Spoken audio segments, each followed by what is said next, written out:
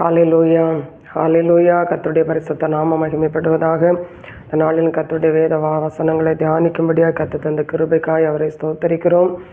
எல்லா மகிமையும் கர்த்தருக்கே உரித்தாகட்டும். கண்களை மூடி நம் தேவ சமூகத்தில் நாம் ஜெபிப்போம்.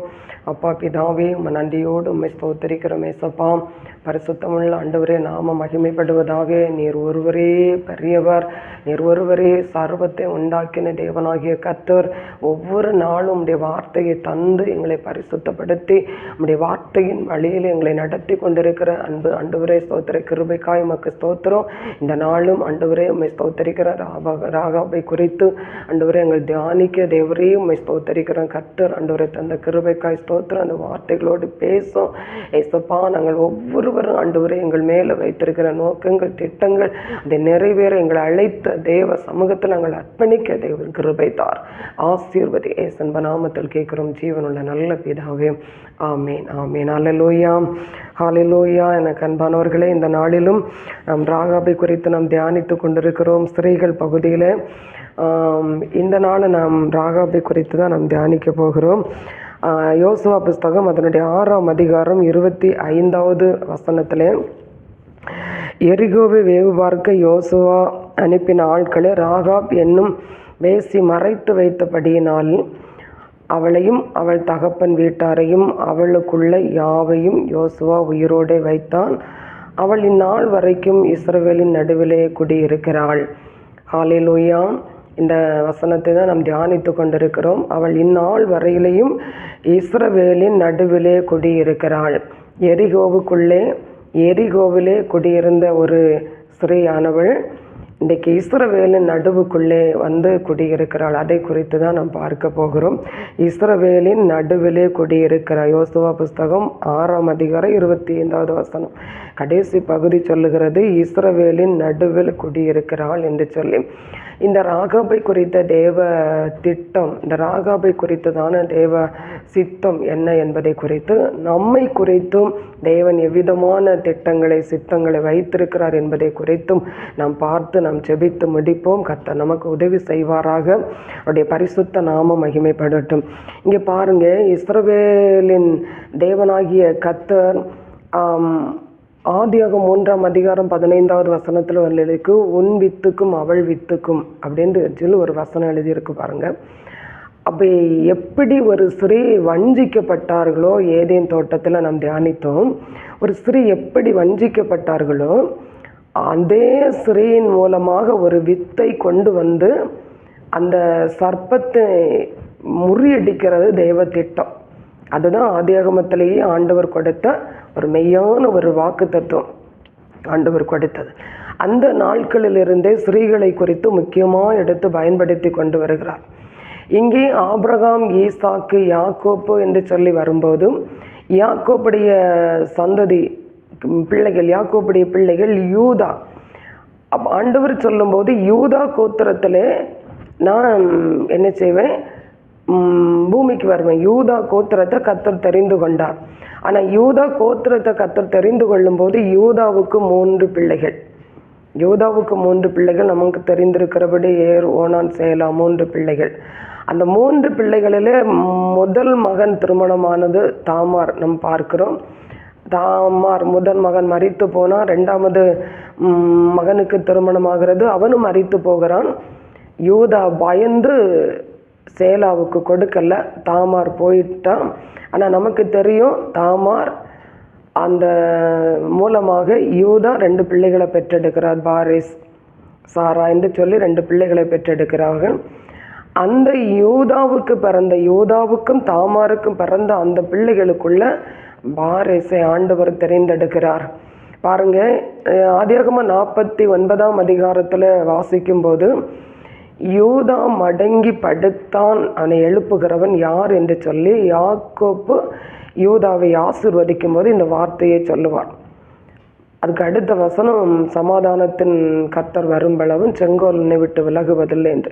அப்போ அந்த இடத்துல வந்து யூதா மடங்கி படுத்து கிடக்கிறான். ஆனால் கர்த்தர் அந்த சந்ததிக்குள்ளே வரணும். ஆனால் இங்கே பாருங்க, யூதாவுடைய சந்ததியில் சேலாவை தேவன் தெரிந்தெடுக்கல. ஆனால் இந்த தாமாரை கொண்டு யூதாவுக்குள்ளிருந்து ஒரு கர்ப்பத்தை கொண்டு வந்து, ஆனால் நம் உலக பிரகாரம் அது ஒரு வித்தியாசமான ஒரு உறவு முறையில் பிறக்கப்பட்ட பிள்ளை தான். ஆனாலும் தேவன் அந்த பாத்திரத்தை தள்ளிவிடல. அந்த பாத்திரத்தை தேவன் எடுத்து கொண்டு வந்து தாமாரின் சந்ததியில், யூதா தாமாரின் சந்ததியில் வாரேசை கொண்டு வருகிறார். அங்கே ஆண்டவர் ஒரு யூதாவுக்கு ஒரு சந்ததியை மறுபடியும் அங்கே உருவாக்கிட்டார். யூதாவுக்கு ஒரு சந்ததியை உருவாக்கிட்டார். பாருங்கள், அதை நாம் எங்கே வாசிக்க முடியும்? ரூத்து புஸ்தகத்திலே நாம் அதை வாசிக்க முடியும். ரூத்து 4ஆம் அதிகாரம் 18வது வசனத்தில் நாம் வாசிக்கும்போது, ரூத்து 4:18 22 வரைக்கும் நாம் வாசிக்கும்போது அங்கே எழுதப்பட்டிருக்கிறது, பேரேசுடைய சந்ததியின் வம்ச வரலாறு என்று சொல்லி எழுதப்பட்டிருக்கிற. பேரேஸ் எஸ்ரோனை பெற்றான், எஸ்ரோம் ராமாவை பெற்றான், ராமாம் அமினதாவை பெற்றான், அமினதா நகசோனை பெற்றான், நகசோன் சல்மோனை பெற்றான், சல்மோன் போவாஸை பெற்றான், போவாஸ் ஓபேதை பெற்றான், ஓபேது ஈசாய் பெற்றான், ஈசாய் தாவீதை பெற்றான் என்று சொல்லி நாம் அந்த இடத்துல வாசிக்கிறோம். அப்போ அந்த இடத்துல பாருங்கள், அந்த சந்ததி திரும்பியும் என்ன செய்கிறது? அந்த மடங்கி படுத்த இடத்துல இருந்து அந்த சந்ததி எழும்புகிறது. அந்த சந்ததி எழும்பி ரூத்து யூதா தாமாரிடத்துல வாரேசை பெற்றெடுக்கிறார். அதிலிருந்தே அந்த சந்ததிக்குள்ள இங்கே வருது பாருங்க. இவர் அந்த வசனத்தை நாம் தெளிவாக வாசிக்கும்போது நமக்கு நன்றாக புரியும். யூதா தாமாரிடத்தில் பேரேஸை பெற்றெடுக்கிறான். ஆனால் பேரேஸ் அதே சந்ததியை வம்ச வரலாறு வருது, எஸ்ரோனை பெற்றெடுக்கிறான். எஸ்ரோனை அந்த வழியில் தான் பாருங்கள் சல்மோன் போவாஸை பெற்றான் அப்படின்ட்டு சொல்லியிருக்கிறது. சல்மோன் போவாஸை பெற்றான். அப்போ இந்த சல்மோன் ராகாபிடத்தில் தான் மத்தேயு 1ஆம் அதிகாரம் 5வது வசனத்தில் நான் வாசிக்கும்போது தெளிவாக நமக்கு அங்கே கொடுக்கப்பட்டிருக்கிறது. மத்தேயு 1:5வது வசனத்தில் 1வது வசனத்திலேருந்தே நான் வாசிக்கும்போது நமக்கு தெரியும். இங்கே பாருங்கள், அந்த வசனம் எழுதியிருக்கிறது. மத்தேயு 1:1 வாசிக்கும்போது, ஆபிரகாமின் குமாரனாகிய தாவீதின் குமாரனாகிய இயேசு கிறிஸ்துவனுடைய வம்ச வரலாறு.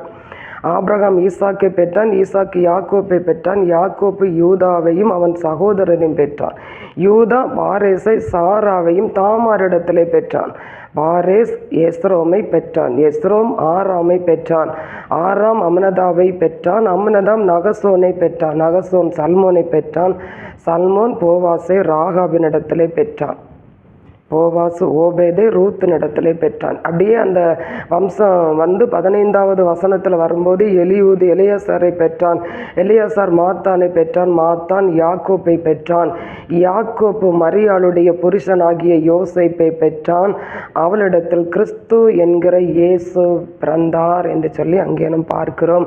அப்போ தேவனாகிய கர்த்தர் அந்த மடங்கி கிடந்த அந்த இடத்திலிருந்து பாருங்க தாமாரை கொண்டு வந்தார். அந்த இடத்திலிருந்து இப்போ ராகாபை கர்த்தர் கொண்டு வந்திருக்கிறார்.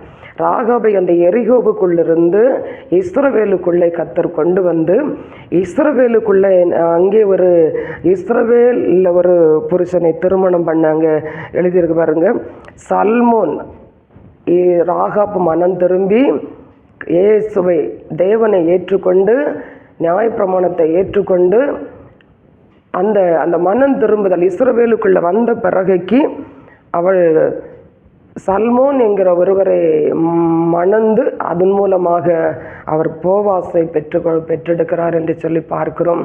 பாருங்கள், இஸ்ரவேல் உள்ளே கொண்டு வந்த அந்த ராகாப் மூலமாக கிறிஸ்து அந்த சந்ததியில் வெளிப்பட்டார் என்று சொல்லி பார்க்கிறோம். கிறிஸ்து அந்த சந்ததியில் வெளிப்பட்டார். அந்த சந்ததிக்குள்ளே வெளிப்படுவதற்கு ராகாபை ஒரு கருவியாக கர்த்தர் எடுத்து பயன்படுத்தினார். இப்போ பாருங்கள், நம்மை அந்த இடத்துக்குள்ளே நம்ம கொண்டு வருவோம். இப்போ நான் என்னை குறித்து நான் இந்த வசனத்தோடு நான் என்னை ஒப்பிட்டு தியானித்து பார்க்கும்போது அந்த ராகாப் எப்படிப்பட்ட ஒரு எரிகோவுக்குள்ளே இருந்தாலும் அதே போல தான் என்னுடைய வாழ்க்கையும் அப்படி தான் இருந்தது. ஆண்டவரை அறியாத, இயேசு என்றால் யார் என்று தெரியாத, இயேசுவை குறித்து அறிந்து கொள்ள விருப்பம் இல்லாத, சுவிசேஷம் எனக்கு சொல்லப்பட்ட போதிலும் அதை ஏற்றுக்கொள்வதற்கு மனம் இல்லாமல் நான் என்னுடைய ஒரு இருண்ட உலகத்திற்குள்ளே, ஒரு எரிகோவுக்குள்ளே தான் என்னுடைய பிரயாணம் போய்கொண்டிருந்தது. என்னுடைய வாழ்க்கை கடந்து கொண்டிருந்தது. என்னுடைய வழி கடந்து போய் கொண்டிருந்தது. இந்த உலகத்தில் உள்ள 33 கோடிகளையும் தெய்வமாக கொண்டு இந்த உலகம்தான் சதமான ஒரு வாழ்க்கை என்று சொல்லி நினைத்து வாழ்ந்து கொண்டிருந்த என்னுடைய வாழ்க்கையில தான் தேவனாகிய கர்த்தர் குறுக்கிட்டார். ஹல்லேலூயா, ஹல்லேலூயா. கர்த்தருடைய பரிசுத்த நாமம் மகிமைப்படுவதாக. தேவனாகிய கர்த்தர் அடியாளை சந்தித்தார். அடியாளை சந்திக்கும் போது அந்த சந்திப்பு 2001 பிப்ரவரி மாதம் 28ஆம் தேதி நடுராத்திரி நள்ளிரவில் தேவன் என்னை சந்திக்கிறார். அதற்கு முன்பாக பல விதமான சோதனைகள், நெருக்கங்கள், போராட்டங்கள், இந்த வழிக்குள்ளேயும் கிறிஸ்துவை எனக்கு அதிகமாக எனக்கு சொன்னார்கள். என் வீட்டண்டையில் இருந்த என் 2 சகோதரிகள் அதிகமாக இயேசு கிறிஸ்துவை குறித்து எனக்கு சொன்னார்கள். அதுதான் உண்மையான தெய்வம், நீ ஏற்றுக்கொள்ளு. அவருடைய மகத்துவத்தை குறித்து, வல்லமையை குறித்து, பராக்கிரமத்தை குறித்து, ரட்சிப்பை குறித்து எவ்வளவு சத்தியங்களை எனக்கு சொன்ன போதிலும் என்னால் அந்த சத்தியத்தை நான் ஏற்றுக்கொள்ள, அந்த இயேசுவை நான் ஏற்றுக்கொள்ள முடியல. ஆனால் இயேசு கிறிஸ்து என்னுடைய வாழ்க்கையிலே அவர் கடந்து வந்தபோது நான் அவரை தேடி போகல, அவர் என்னை தேடி வந்த பிறகு அவருடைய சமூகத்தை விட்டு விலக முடியல. அன்றைக்கு ஆண்டவர் என்னுடைய பாவங்களை உணர்த்தினார். என்னுடைய அந்த எகிப்தின் அந்த எரிகோவினுடைய அனுபவங்களை அவர் உணர்த்தினார். அந்த இடத்தை விட்டு நீ என்ன செய், என்னுடைய அண்டைக்கு வந்து சேரு, நான் உனக்கு இரட்சகராக நான் உன்னோடு கூட இருக்கிறேன், உன்னை நான் தப்புவிக்கிறவராக, உன்னை ரட்சிக்கிறவராக நான் உனக்குள்ள வெளிப்பட்டிருக்கிறேன் என்று சொல்லி ஆண்டவர் அன்றைக்கு அந்த என்னுடைய பாவம், என்னை ஆட்கொண்டிருந்த, என்னை அடிமைப்படுத்தி வைத்திருந்த, என்னை நடத்தி கொண்டிருந்த அந்த பாவ கிரியைகளை எனக்கு ஆண்டவர் உணர்த்தினார். இந்த வழிகள் தேவனுக்கு பிரியமில்லாத காரியம், இந்த காரியம் தேவனுக்கு பிரியமில்லை என்று சொல்லி அந்த இடத்தை விட்டு தேவ சமூகத்தில் ஆண்டவர் எனக்கு தரிசனமான அன்றைக்கு ஆண்டவருடைய சமூகத்தில் ஒப்பு கொடுத்தேன். என்னுடைய ஆவி, ஆத்மா, சரீரத்தை ஆண்டவருடைய கரத்தில் ஒப்பு கொடுத்த ஆண்டவரே, உம்முடைய சமூகத்தில் என்னை அர்ப்பணிக்கிற ஆண்டவரே, நீங்கள் தான் என் இரட்சகர் என்று சொல்லி ஆண்டவருடைய சமூகத்தில் ஒப்பு கொடுத்த அந்த நாட்களில் அந்த எரிகோவை விட்டு நான் வெளியே வருவதற்கு என்னுடைய ஸ்தோத்திரம், என்னுடைய குடும்ப தெய்வங்கள், குல தெய்வங்கள், என்னுடைய பெற்றோருடைய பாரம்பரியங்கள், என்னுடைய முன்னோர்களுடைய பாரம்பரியங்களின்படி நடத்தப்பட்ட அந்த காரியங்களில் இருந்து முற்றிலுமாக கர்த்தர் என்னை வேறுபடுத்தி வெளியே கொண்டு வந்தார். ஹல்லேலூயா. கர்த்தருடைய நாமம் மகிமைப்படுவதாக.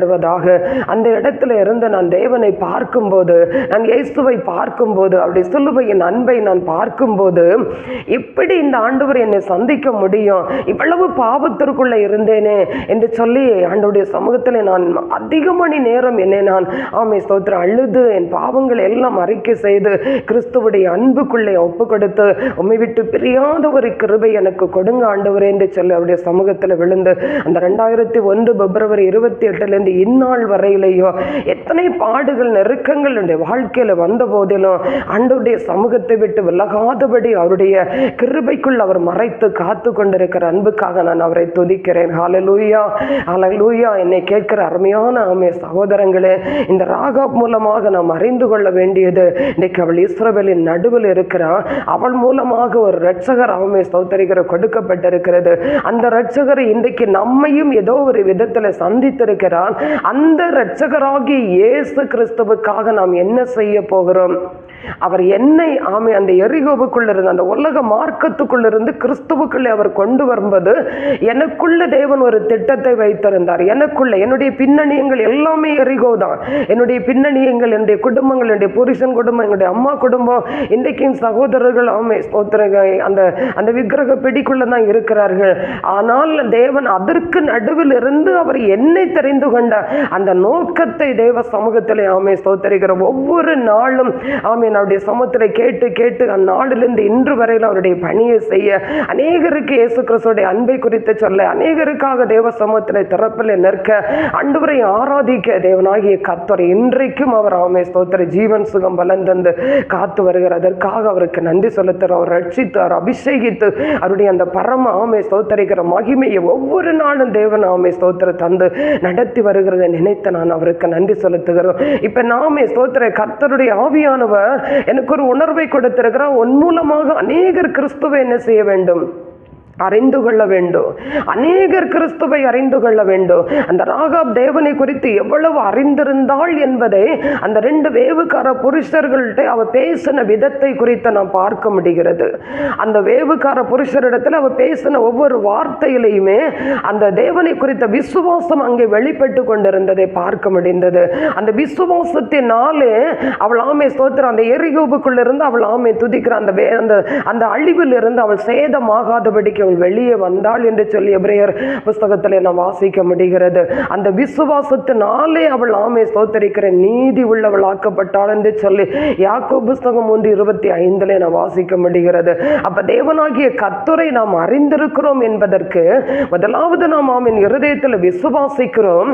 ஆனால் நம் நாவினால நாம் அறிக்கை செய்கிறோம். நம்முடைய சக நண்பர்களிடத்திலே, நம் குடும்பத்திற்குள்ளே, நாம் பணியாற்றுகிற இடங்களிலே இருக்கலாம், நாம் கல்லூரிக்கு போகிற இடங்களிலே இருக்கலாம், நாம் வசிக்கிற ஆமே ஸ்தோத்திர வீட்டண்டையில இருக்கலாம், நம்ம உறவுலையா இருக்கலாம், நம்ம சொந்தங்கள்ல இருக்கலாம், நம்முடைய சகோதரங்கள் மத்தியிலே இருக்கலாம்.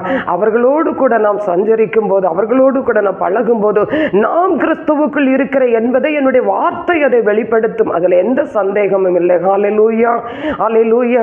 நான் கிறிஸ்துவுக்குள்ள வந்த பிறகு முதலாவது அந்த எரிகோவில் இருக்கிற எந்த ஒரு கலாச்சாரங்களா இருந்தாலும் சரி, முன்னோர்கள் முறைமைகளா இருந்தாலும் சரி, நான் முதலாவது செய்து வந்த பாரம்பரிய கிரியைகளா இருந்தாலும் சரி, அவைகளை எல்லாவற்றையும் விட்டு நம் இயேசு கிறிஸ்துவை நாம் விசுவாசித்து நாம் அவருக்குள்ளே நாம் வரும்போது அவருடைய ஆமை ஸ்தோத்தரிக்கிற ரட்சிப்புக்கு நாம் பாத்திரராய் இருக்கிறோம்.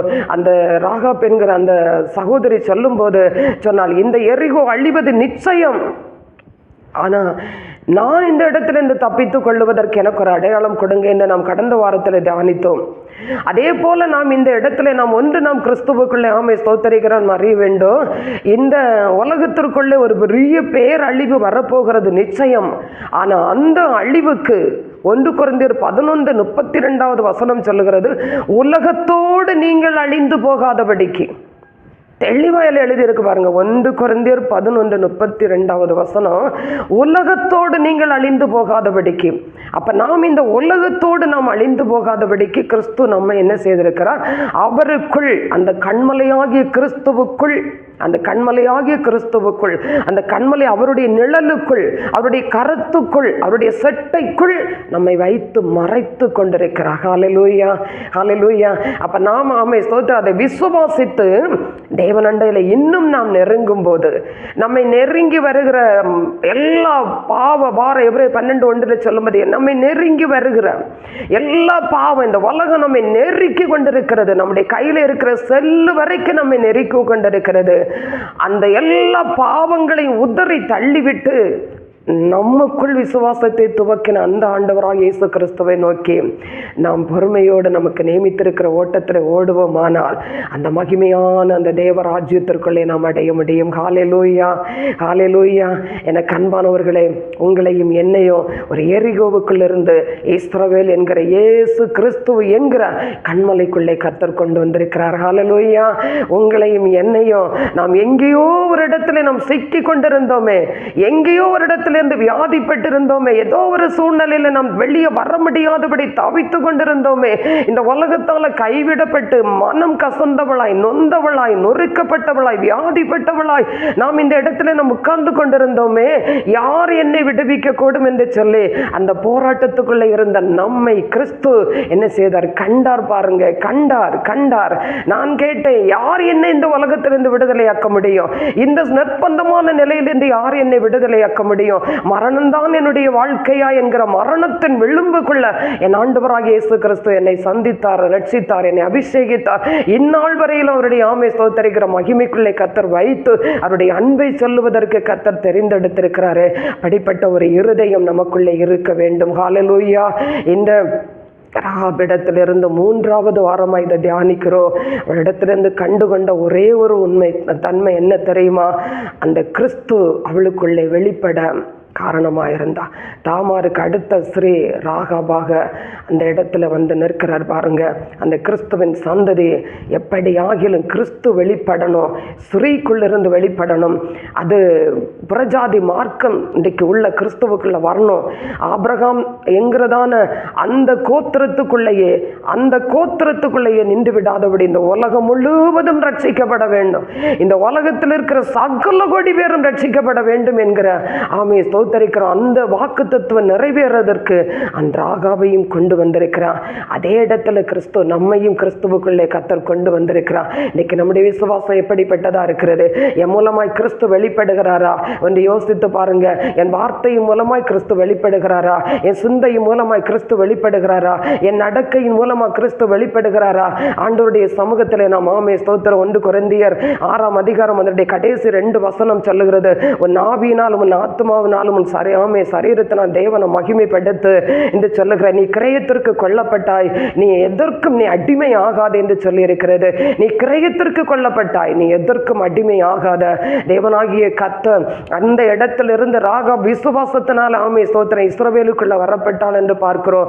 ஆனா நம்ம ஸ்தோத்திரம் இயேசு கிறிஸ்து கிரயத்திற்காக நம்மை அவர் ஸ்தோத்திரிக்கிற வாங்கி இருக்கிறார். நாம் இந்த உலகத்திற்கோ ஒரு சின்ன ஒரு பொருளுக்கோ இல்ல ஒரு இந்த உலகத்தின் எந்த ஒரு காரியத்திற்கும் நாம் அடிமைப்படுவதற்கு அல்ல ஆண்டவர் நம்மை அழைத்திருக்கிறது. இயேசு கிறிஸ்து கிரயத்திற்கு நம்மை ஸ்தோத்திரம் அவர் வாங்கி இருக்கிறார். நம்மளும் அவர் ஒரு கிரய பத்திரம் கொடுத்திருக்கிறார், ஒரு முத்திரை போட்டிருக்கிறார், இவர் என்னுடையவள் என்று சொல்லி. அந்த முத்திரை போடப்பட்ட எபேசி 1:13 சொல்லுகிறது, முத்திரை போடப்பட்டவள் என்று. எபேசியர் 4:30 சொல்லுகிறது, அந்த முத்திரையை பெற்ற நீ அவரை அந்த பரிசுத்த ஆவியை நீ துக்கப்படுத்தாதே என்று சொல்லி இருக்கிறது. ஏதோ ஒரு சூழ்நிலையில நாம் கிறிஸ்துவை துக்கப்படுத்தி கொண்டிருக்கிறோமா? ஏதோ ஒரு சூழ்நிலையில நாம் அழைக்கப்பட்ட அழைப்பு என்னதென்று தெரியாதபடிக்கு நாம் இந்த உலகத்தோடு நாம் போய்கொண்டிருக்கிறோமா? ஞாயிற்றுக்கிழமையானால் சர்ச்சை மற்ற 6 நாளும் இந்த உலகத்தோடு நாம் போய்கொண்டிருக்கிறோமே. என்னை கேட்கிற அருமையான சகோதரங்களே, உங்களை கொண்டும் என்னை கொண்டும் கிறிஸ்து வெளிப்பட வேண்டும். அதுதான் தேவன் அழைத்திருக்கிற நோக்கமும் திட்டமும். அந்த திட்டத்தை நிறைவேற்றுவதற்கு அப்பா அழைத்திருக்கிற அவருடைய சமூகத்தில் ஒப்பு கொடுப்போமா? இப்ப நாம் எப்படி பார்க்கிறோம் தெரியுமா? ஞாயிற்றுக்கிழமை மட்டும் அழகா ஒரு சர்ச்சில் போய் ஆராதிக்கணும், மற்ற திங்கள்ல இருந்து சனிக்கிழமை வரையிலையும் என்னுடைய சுகபோகமான வாழ்க்கையில நான் வாழ்ந்து கொண்டிருப்பேன்னு சொன்னா, ஒரு நாள் நாம் இந்த உலகத்திலே அழிந்து போவது நிச்சயம். கிறிஸ்து வரும்போது நாம் கைவிடப்படுவோம். ஆனால் இந்த உலகத்திலே நாம் ஒரு செகண்ட் நாம் வாழ முடியாது. நம்மை ஸ்தோத்திர அடிமைப்படுத்த ஒரு அந்தி கிறிஸ்துவின் ஆவி ஸ்தோத்தரிக்கிற அந்தி கிறிஸ்துவனுடைய சாம்ராஜ்யம் ஒன்று ஆயத்தமாய் நிற்கிறது என்பதை நாம் மறந்து போக கூடாது. என்னை கேட்கிற அன்பான சகோதரங்களே, கொடுக்கப்பட்ட இந்த நாட்களில் அவருடைய கிருபையை பற்றி கொண்டிருப்போமா? அவர் அழைத்த அழைப்பும் கிருபை வரங்களும் மாறாதது. அவர் நம்மை எந்த இடத்திலிருந்து அழைத்தார் தெரியுமா? ஒரு எரிகோவுக்குள்ளிருந்து நம்மை அழைத்தார். அந்த எரிகோவுக்குள்ளே இருந்து அழைத்த அந்த ராகாப் இன்று உங்களுக்கும் எனக்கும் இன்றைக்கு ஸ்தோத்திரம் ஒரு நல்ல ஒரு உதாரணமாய் நின்று கொண்டிருக்கிறார். அப்படிப்பட்ட பாவ வாழ்க்கைக்குள்ளிருந்து தேவனாகிய கர்த்தர் நம்மை தெரிந்தெடுத்தா நம்மளமாய் கிறிஸ்து வெளிப்பட வேண்டும், நம்முடமாய் அவருடைய சத்தியம் வெளிப்பட வேண்டும். நாம் கிறிஸ்துவை கர்ப்பம் தரிக்கிறவர்களாக தேவ சமூகத்தில் நிற்போமா? நிச்சயமாய் இந்த ஸ்ரீயின் மூலமாய் இந்த வார்த்தையை கொண்டு நம்மோடு பேசின ஆண்டவர் நம்மை பரிசுத்தப்படுத்துவாராக. இந்த வார்த்தையை கொண்டு நம்மை பரிசுத்தப்படுத்துவாராக, நம்மை உணர்த்துவிப்பாராக, நம்முடைய ஒரு உணர்வுள்ள இருதயத்தை தேவன் தந்தருள்வாராக. இதை கேட்கிற இந்த வசனத்தை தியானிக்கிற ஒவ்வொரு பிள்ளைகளும் இந்த வசனத்திற்குள்ளே பலப்படுங்க, நித்திய ஜீவனுக்கு என்று சொல்லி நாம் ஸ்தோத்திரிக்கிறோம், ஆயத்தப்படுவோம். ஆண்டவராகிய இயேசு கிறிஸ்து வருகிற இமைப்பொழுது உலகம் சுற்றிலும் நம்மை ஸ்தோத்திரிக்கிற உலகம் சுற்றிலும் பாருங்கள். இந்த வார்த்தையை இந்த செய்தியை ஆயத்தப்படுத்தி கொண்டிருக்கும் போது நேற்று இரவுல ஒரு செய்தியை பார்த்தோம்ல, எல்லாரும் பார்த்துருப்பீங்க. நேபாளத்தில் சந்தித்த காரியம். இந்திய நம்ம தமிழ்நாட்டுக்குள்ளிருந்து கூட கைலாசம் என்று சொல்லி போனவர்கள் அங்கேயே கைலாசமாய் போய்விட்டார்கள். பாருங்க, நம்பிக்கையற்ற ஒரு ஜீவிதம். இன்னைக்கு உலகம் அப்படித்தான் போய் கொண்டிருக்கிறது. இன்னைக்கு கைலாசம் எது என்று தெரியாதபடிக்கு இன்றைக்கு மக்கள் பிரயாணம் பண்ணி கொண்டிருக்கிறோம்.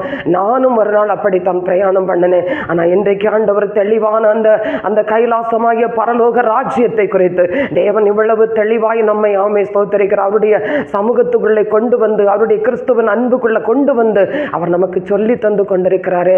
என்னை கேட்கிற அருமையான சகோதரங்களே, ஒருவேளை நீங்க நினைக்கலாம், ஏன் இவ்வளவு ஸ்தோத்திரங்கள் ஆதங்கமா பேசுகிறீங்க என்று. ஆமா, அந்த கிறிஸ்துவின் அன்பு ஒவ்வொரு நாளும் இருதயத்துக்குள்ள நெருக்கி ஏவுகிறது பாருங்க. இன்னைக்கு உலகத்தை பார்க்கும்போது, சபையை பார்க்கும்போது, மக்களை பார்க்கும்போது, வேத வசனத்தின்படி ஸ்தோத்திரம் நிற்கும்போது இன்னைக்கு அழதான் முடிகிறது. ஆண்டவருடைய வருகை வெகு சீக்கிரம். நம்மை சுற்றி நடக்கிற காரியங்கள் அவ்வளவு தெளிவாய் ஸ்தோத்திரம் நடந்து கொண்டிருக்கிறது. ஆனால் நாம் இன்னும் நிர்விசாரமாய் வாழ்ந்து கொண்டிருப்போமே. சோதோம் கொமோரா பட்டணத்துக்கு அழிவு எசேக்கியேல் ஸ்தோத்திரிக்கிற புஸ்தகத்தில் நான் வாசிக்கும் போது 16ஆம் அதிகாரத்தில் அந்த நிர்விசாரம் என்று எழுதப்பட்டிருக்கிறது, சாங்கோபங்கம் என்று எழுதப்பட்டிருக்கிறது. அப்போ அந்த சோதோம் கொமோராவுடைய அழிவுக்கும் இது ஒரு காரணமா இருக்கிறது. அப்போ நாம் எப்படிப்பட்ட ஒரு நிர்விசாரத்தோட இருந்தோம். அந்த ராகாப் அன்றைக்கு நிர்விசாரத்தோட அந்த எரிகோவில் இருந்திருப்பாள் என்று சொன்னால் முற்றும் அழிந்திருப்பார்கள். அந்த பேரு இன்றைக்கு ஸ்தோத்திரம் வெளியே வந்திருக்காது. இன்றைக்கு வெளியே வந்திருக்காது.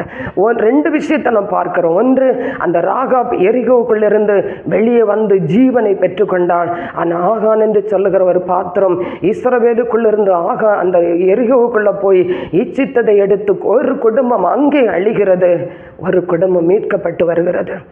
அதே எரிகோவுக்குள்ள இஸ்ரவேலிருந்து ஒரு குடும்பம், ஆகான் என்கிற ஒரு குடும்பம் அங்கே போய் அழிகிறது.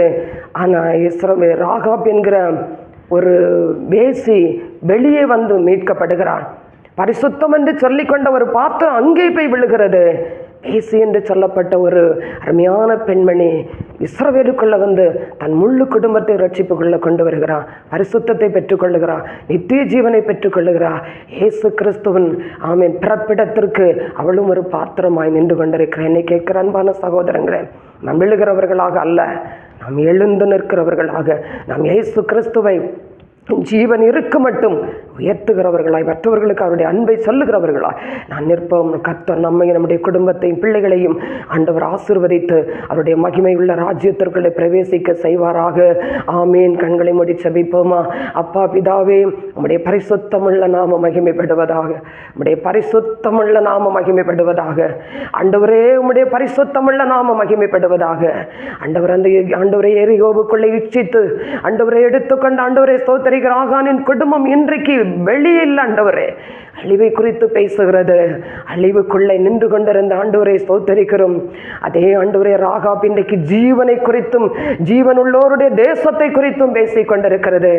எங்களையும் அந்த அழிவுக்குள்ள இருந்து மீட்டெடுத்த தேவனாகிய கர்த்தர் ஆண்டவரே, உம்முடைய அந்த நித்திய ஜீவனுக்கு நேராக ஆண்டவரே ஸ்தோத்திரிக்கிற இந்த ஆண்டவரே வார்த்தையின் மூலம் எங்கள் ஒவ்வொருவரையும் ஆயத்தப்படுத்தும், பரிசுத்தப்படுத்தும். இந்த வார்த்தையை கேட்டுக்கொண்டிருக்கிற தியானிக்கிற ஒவ்வொரு பிள்ளைகளுக்கும் ஆண்டவரே ஸ்தோத்திரம், ஒரு உணர்வுள்ள இருதயம் உண்டாகட்டும். ஆண்டவரே, இந்த வார்த்தையின் மூலம் எந்த இடத்துல இருந்தாலும் நம்முடைய பிள்ளைகள் பரிசுத்தத்துக்கு நேராய் திரும்புவார்களாக, நித்திய ஜீவனுக்கு நேராய் திரும்புவார்களாக. இந்த உலகத்தில் உண்டான எந்த ஒரு கேட்டிலையும் நம்முடைய பிள்ளைகள் சிக்கிக் கொள்ளாதபடிக்கு காத்து கொள்ளுவீராக. உமது ஆண்டவரை கரத்தில் ஒப்பு கொடுக்கிறோம், ஏற்றுக்கொள்ள ஆசீர்வதியும். அப்பா ஆசீர்வதிங்க. இயேசுவின் நாமத்தில் கேட்கிறோம் ஜீவனுள்ள நல்ல பிதாவே.